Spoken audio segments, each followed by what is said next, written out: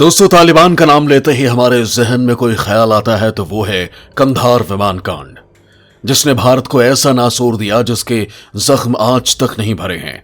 भारत आज भी इसका दंश झेल रहा है, लेकिन मोदी सरकार ने तालिबान के साथ रिश्तों की नई इबारत लिखनी शुरू कर दी है, जिससे पाकिस्तान की हवा टाइट हो गई है।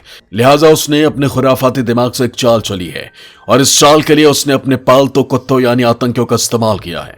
दरअसल अफगानिस्तान की राजधानी काबुल में करते परवान सिख गुरुद्वारे पर आईएस आतंकियों के हमले के मामले में बड़ा खुलासा हुआ है। जब इस खुलासे के बारे में आप सुनेंगे तो आपको यकीन हो जाएगा कि पाकिस्तान नहीं चाहता कि तालिबान के साथ भारत के रिश्ते सामान्य हो, क्योंकि ऐसा होना उसकी बड़ी हार होगी। दोस्तों, इस खुलासे के बारे में जानने से पहले आपको उस धमाके के बारे में जानना होगा जिसका हम आपसे जिक्र कर रहे हैं।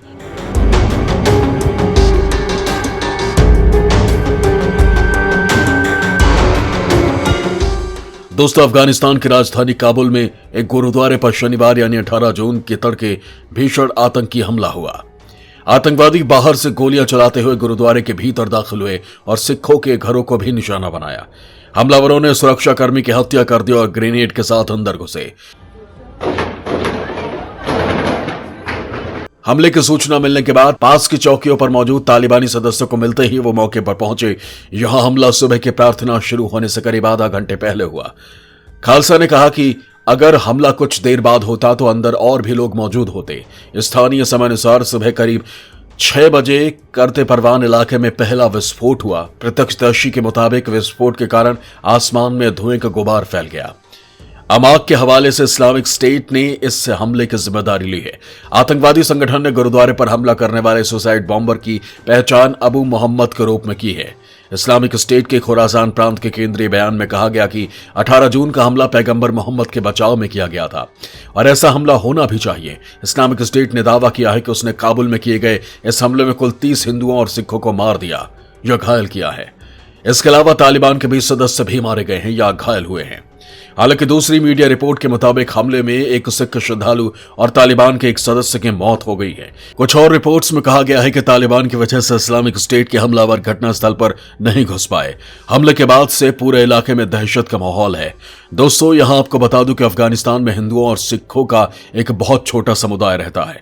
इस्लामिक स्टेट लगातार उन पर हमले करता रहा है। आपको यहां यह जानकर हैरानी होगी कि पाकिस्तान ने इस इस्लामिक स्टेट के जरिए तालिबान और भारत के संबंधों की पटरी पर आ रही गाड़ी को ट्रैक से उतारने की कोशिश की थी।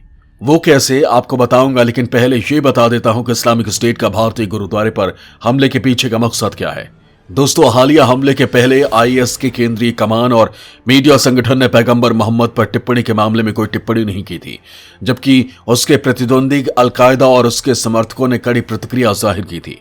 आईएस भारत के अंदर हमले करने में नाकाम रहा है, सिवाय कश्मीर में छोटे मोटे हमले करने के।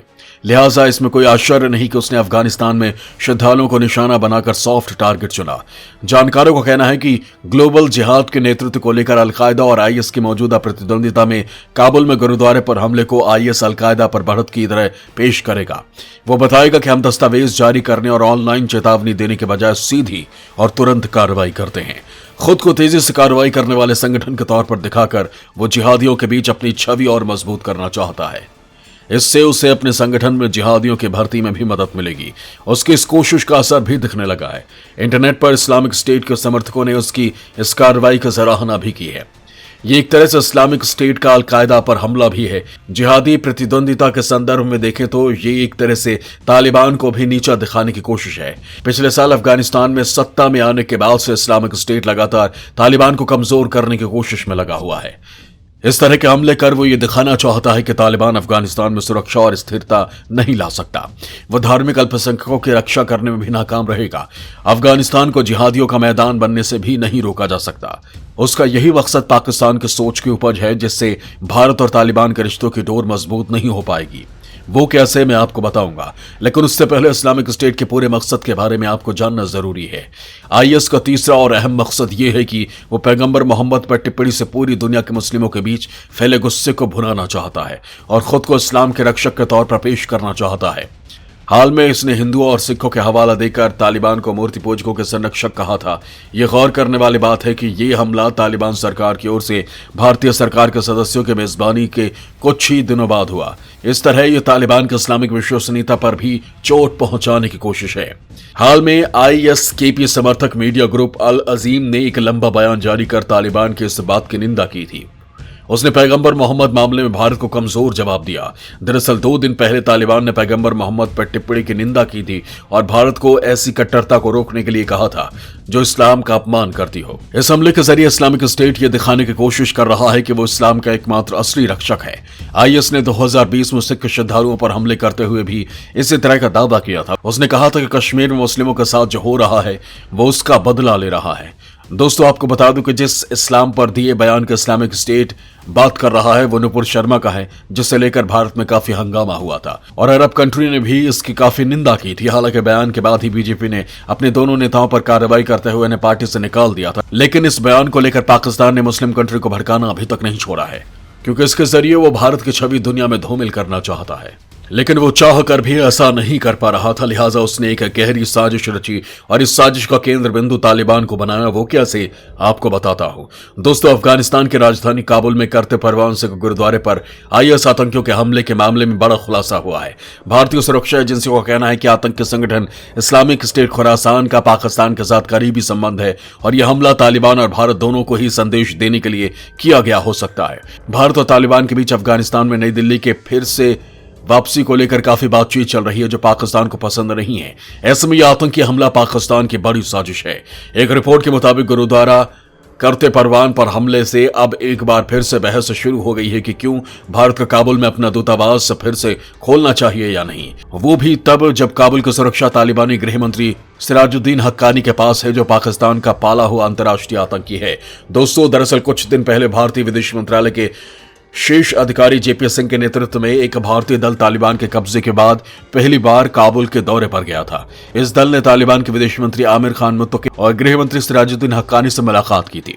सूत्रों का कहना है कि काबुल में भारत के दूतावास को फिर से खोलने को लेकर दोनों में लंबी बातचीत हुई, जिसके बाद इस योजना को काफी गति मिल गई।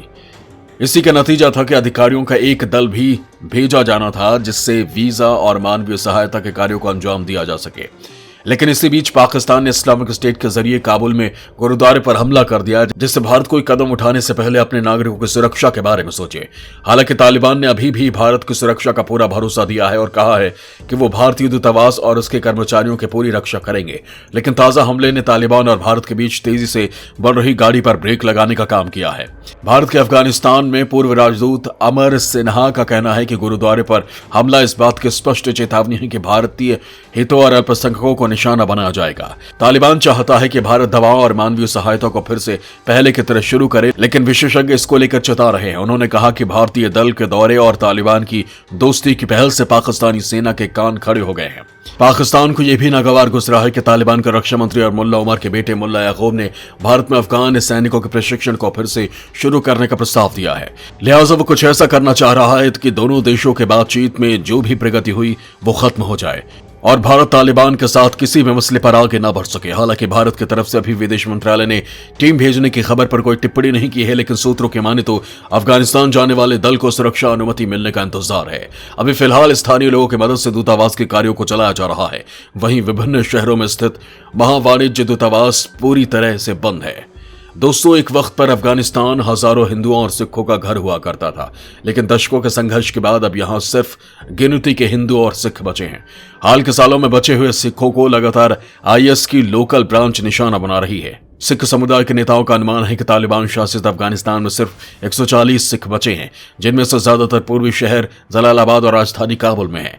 इन परिवारों ने भारत सरकार से अपनी जान की हिफाजत के लिए उन्हें वीजा देने की मांग की थी। काबुल में गुरुद्वारे पर हुए हमले के बाद विदेश मंत्रालय ने इसे मंजूरी देते हुए 111 अफगान हिंदू और सिख लोगों को आपातकालीन वीजा जारी कर दिया है, जिससे उनके हिंदुस्तान आने का रास्ता साफ हो गया है। तो दोस्तों, देखा आपने पाकिस्तान किस तरह से भारत से जलता है। इसी का नतीजा है कि वह अफगानिस्तान से भारत के संबंधों को परवान नहीं चढ़ने देना चाहता, लेकिन वो शायद भूल जाता है कि उसका पाला PM मोदी से पड़ा है, जो उसकी हर चाल का जवाब देना जानते हैं। लिहाजा पाक के इस चाल का भी PM मोदी ने कोई न कोई तोड़ जरूर खोज लिया होगा।